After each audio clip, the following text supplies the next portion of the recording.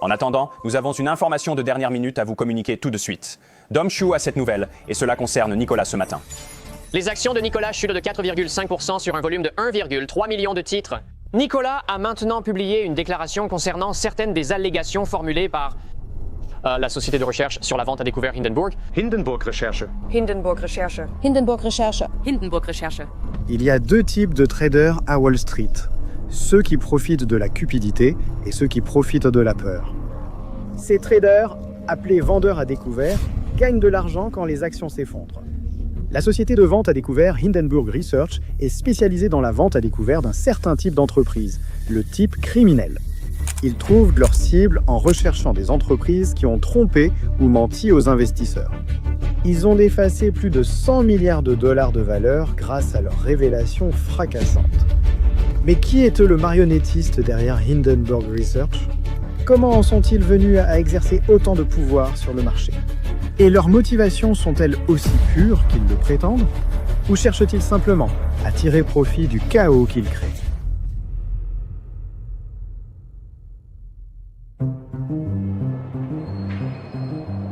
Nous sommes en mars 2007 et Wall Street est en plein essor. La bourse atteint un niveau record, le marché immobilier est en plein essor. Il semble que ce soit le moment idéal pour entrer dans le secteur financier. Et c'est exactement ce que Nathan Anderson fait. Anderson est un jeune homme discret qui vient tout juste d'être diplômé de l'université. Il commence sa carrière dans une entreprise de données financières. Mais Anderson n'est pas satisfait. Il veut faire un travail plus passionnant. Durant son temps libre, il se met à examiner de près les documents des entreprises, cherchant des raisons pouvant expliquer la surévaluation d'une société. Durant ce processus, il découvre des éléments suspects, éveillant sa curiosité et l'incitant à s'investir davantage dans l'affaire. Il découvre qu'il a une véritable passion pour enquêter sur les entreprises et révéler des crimes. Au départ, il ne sait pas vraiment quoi faire des fraudes qu'il découvre, mais il est poussé par un profond sens de la justice. Il sait qu'il doit agir sur les informations qu'il découvre. En cela, il est presque comme Batman. Il trouve une certaine inspiration auprès d'un collègue nommé Harry Markopolos. Markopolos est surtout connu comme l'homme qui a mis Bernie Madoff derrière les barreaux. En gros, Markopolos est le Michael Jordan de l'enquête sur la fraude. Anderson va encore plus loin. Il commence à remettre ses découvertes à la Securities and Exchange Commission en 2014, espérant toucher des primes gouvernementales. Il publie certaines de ses découvertes sur le site financier Seeking Alpha. Pour essayer de paraître plus crédible, il utilise le nom Hindenburg Research en hommage au tristement célèbre dirigeable Hindenburg en 1937. Les concepteurs du Hindenburg ont ignoré le sort des précédents dirigeables à hydrogène. De la même manière, les fraudeurs d'entreprise se sont convaincus que cette fois-ci, ce serait différent en mettant en œuvre leur combine douteuse. Anderson continue de dénoncer des entreprises soupçonnées de fraude, et en 2016, il fait équipe avec Markopolos. Ils soumettent un rapport sur un fonds spéculatif appelé Platinum Partners. Les procureurs fédéraux inculpent 7 individus présumés d'avoir dirigé un système de Ponzi pour escroquer les investisseurs de plus d'1 milliard de dollars. Après des années à dévoiler des fraudes d'entreprises, Anderson est prêt à passer à la vitesse supérieure. Il pense que s'il veut transformer sa passion en carrière, il devra trouver un moyen de gagner de l'argent grâce à ses recherches. Malgré les récompenses en espèces proposées par la Securities and Exchange Commission, il peut falloir des années avant d'en bénéficier si cela arrive. Puis il a une révélation, chercher des fraudes cotées en bourse et vendre leurs actions à découvert, ce qu'on appelle la vente à découvert activiste. Apple est sous pression. Yahoo baisse de 8,5%, Cisco de 6,5%, Research in Motion de 10%. Les vendeurs à découvert activistes parient contre des entreprises douteuses avant de publier des rapports chocs révélant comment elles ont escroqué les investisseurs. Qu'est-ce qui pourrait mal tourner? À ce moment de sa carrière, Anderson est fauché. Il a un petit compte de trading et il ne s'en sort pas très bien financièrement. En plus de cela, il doit s'occuper de sa fille. Un matin à la fin de 2017, Anderson se dirige vers son ordinateur et commence à chercher des idées potentielles pour son prochain rapport. Puis il voit quelque chose qui le fige sur place. C'est un communiqué de presse d'une petite entreprise de biotechnologie appelée Bioptix. Normalement, il s'attendrait à ce qu'une telle entreprise publie une vision trop optimiste des essais cliniques à venir.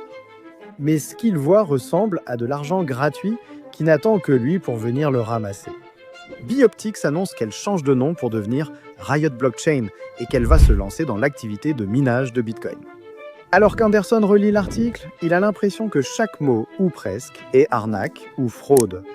Il commence à creuser davantage sur l'entreprise et découvre encore plus de prises de décision douteuses. Ils ont acquis une entreprise de minage de Bitcoin pour environ 12 millions de dollars, alors qu'elle possède moins de 2 millions en matériel de minage et qu'elle n'est en activité que depuis quelques semaines. Ils découvrent aussi que le principal actionnaire est connu pour ses opérations illégales de pump and dump. Plus il creuse dans ce désastre, plus sa confiance grandit. Il n'a aucun doute que cette entreprise est une arnaque. Après des semaines de recherche, il prend une position courte. Il sent le poids du monde sur ses épaules, mais il sait aussi que ses recherches sont infaillibles. Le 11 décembre 2017, Anderson publie son rapport sur Riot Blockchain. Il a du mal à croire ce qui se passe ensuite. L'action s'envole de plus de 100% après la publication de son rapport. Et comme il a parié contre cette action, plus elle monte, plus il perd de l'argent. Abattu, il est obligé de clôturer sa position avant de finir par devoir de l'argent à son courtier. Un commentaire sous son rapport dit « Peu importe si c'est une arnaque, c'est la blockchain, ça va grimper. » Le vendeur à découvert traverse une période difficile. Son avenir est plus incertain que jamais et il a un besoin urgent de succès. Un Anderson à l'air stoïque marche d'un pas décidé dans une rue animée du centre de Manhattan, en direction du bureau WeWork qui abrite Hindenburg Research. Son visage impassible cache l'anxiété et la peur qui le rongent intérieurement. Ses dettes s'accumulent. Récemment, son propriétaire a engagé une procédure d'expulsion pour le chasser de l'appartement qu'il partage avec sa petite amie et sa fille. Il ne peut s'empêcher de penser qu'il doit réussir pour elles deux. Hindenburg est en activité depuis un peu plus d'1 an, mais Anderson n'a pas encore gagné beaucoup d'argent grâce à ses enquêtes. Il a besoin que ce prochain rapport soit lucratif. Le poids de son action imminente commence à se faire sentir. S'il se trompe, il n'y a personne d'autre pour porter le blâme. Ces derniers rapports n'ont pas beaucoup d'impact, bien qu'un homme soit inculpé. La Securities and Exchange Commission ne va pas payer le loyer d'Anderson de sitôt. Les portes de l'ascenseur se referment derrière lui et il ferme les yeux pour repasser l'histoire dans sa tête une nouvelle fois. Afria, une entreprise canadienne de blé, a fait quelques acquisitions douteuses. Ils ont utilisé l'argent des actionnaires pour surpayer plusieurs entreprises qui ont des liens avec les dirigeants d'Afria. Ils ont acheté des actions dans ces entreprises à des prix extrêmement bas, avant qu'Afria ne finisse par payer des sommes énormes pour les acquérir. Les actionnaires d'Afria ont involontairement payé des prix excessifs pour acquérir des sociétés dans lesquelles les dirigeants détenaient des intérêts. Ce stratagème enrichit les dirigeants, qui ressortent enfin de ces transactions avec des millions de dollars en plus. Les portes de l'ascenseur s'ouvrent et Anderson se dirige vers son bureau. Le chasseur de fraude examine son travail une dernière fois. Il est sûr d'avoir ses faits en ordre, mais il reste tout de même prudent. Maintenant, il doit vivre avec ce qui va arriver. Et ce qui arrive, c'est exactement ce qu'il espérait. Tout comme le dirigeable Hindenburg d'origine, les actions d'Afria partent en flammes, le rapport fait chuter l'action de 30%. Anderson est submergé par un immense soulagement. Il parvient à éviter la ruine financière totale. Eh bien, il y a une demi-heure, Hindenburg Research, qui est l'un des vendeurs à découvert, ayant publié le rapport de recherche le 3 décembre, détaillant de nombreuses allégations concernant les transactions d'Afria sur des actifs en Amérique latine. Cela a vraiment déclenché une grande partie de l'agitation autour des actions d'Afria. Ils se demandent combien d'entreprises cachent des squelettes dans leurs placards. Et plus important encore, comment puis-je en tirer profit ? Après quelques succès, Anderson parvient à obtenir le soutien de quelques investisseurs qui financent les opérations de Hindenburg. Il embauche également une petite équipe d'anciens analystes et journalistes pour rejoindre Hindenburg. Ensemble, le groupe commence lentement à dévoiler les secrets que les entreprises au public. Après quelques années et plusieurs rapports supplémentaires, Hindenburg tombe sur l'une des fraudes les plus grandes et les plus audacieuses de l'histoire de Wall Street. Une équipe d'employés de Nicolas, munie d'une caméra, d'un drone et de tromperies, se rend sur une longue portion de route isolée. À environ 50 miles de Salt Lake City, dans l'Utah, ils sont là pour filmer une vidéo promotionnelle du camion semi-remorque à hydrogène de l'entreprise. Le Nikola One est montré dans la vidéo roulant sur l'autoroute à grande vitesse. C'est le premier camion semi-remorque au monde propulsé par une pile à hydrogène. Si c'est vrai, ce serait une réalisation révolutionnaire. Passons à l'année 2020.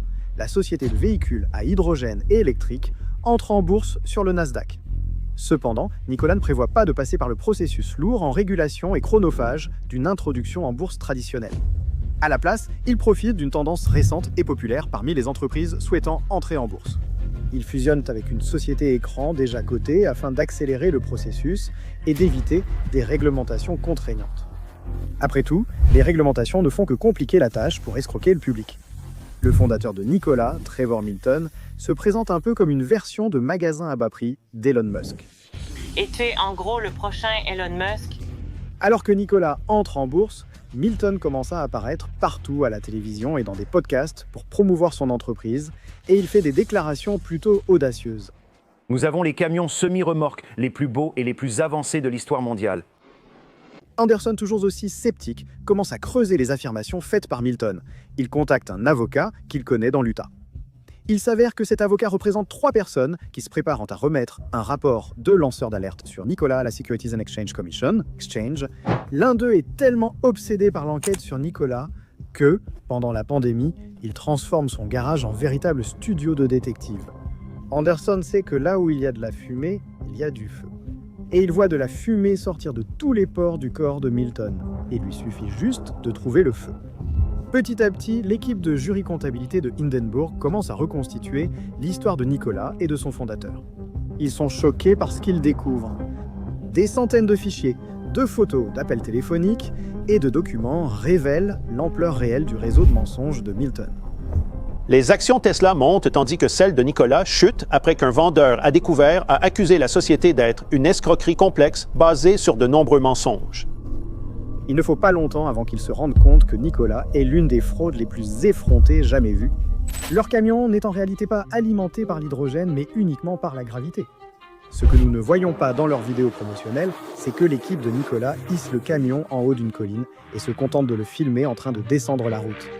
Il affirme qu'ils ont réussi à produire de l'hydrogène à des coûts bien inférieurs à ce qui était possible auparavant. Si c'est vrai, ce serait une avancée majeure. Qui pourrait en être responsable ? Le directeur de l'hydrogène et des infrastructures chez Nikola n'est autre que le frère de Trevor, Travis. Avant de rejoindre Nikola pour révolutionner le monde de l'hydrogène et des transports, Travis coulait du béton comme sous-traitant à Hawaï. Ce qui est loin d'être le parcours auquel on s'attend pour quelqu'un responsable de recherche scientifique de pointe. Le 10 septembre 2020, Hindenburg rend ses conclusions publiques, mais Nikola riposte contre Hindenburg. Il publie une réponse aux allégations de Hindenburg. Nikola affirme que le rapport de Hindenburg n'est rien d'autre qu'une manipulation du marché, car Hindenburg est en position de réaliser un gros profit en vendant à découvert l'action de Nikola avant de publier le rapport. Et c'est exactement ce que fait Hindenburg. Il en tire profit. Les actions de Nikola chutent de 60% dans les 2 semaines suivant la publication du rapport Hindenburg. Hindenburg ne précise pas combien exactement, mais on peut supposer qu'ils réalisent un joli bénéfice. C'est la plus grande victoire de Hindenburg à ce jour. Leur travail sur Nikola conduit à la condamnation de Milton pour fraude. Et cela place Hindenburg sur la carte. C'est drôle qu'une société appelée Hindenburg ait mis le feu à une entreprise prétendant être pleine d'hydrogène. Mais il s'est avéré qu'ils étaient simplement pleins de vent. Pour la plupart des entreprises, découvrir une fraude de 30 milliards de dollars serait le coût de leur vie. Mais Anderson et les vendeurs à découvert chevronnés de Hindenburg ne font que commencer. Carl Icahn est un investisseur qui s'est fait un nom dans les années 80 en rachetant des entreprises en difficulté et en les revendant avec profit. Si le nom de Carl Icahn vous dit quelque chose, c'est probablement parce que vous vous souvenez de notre biographie sur lui que vous pouvez revoir ici.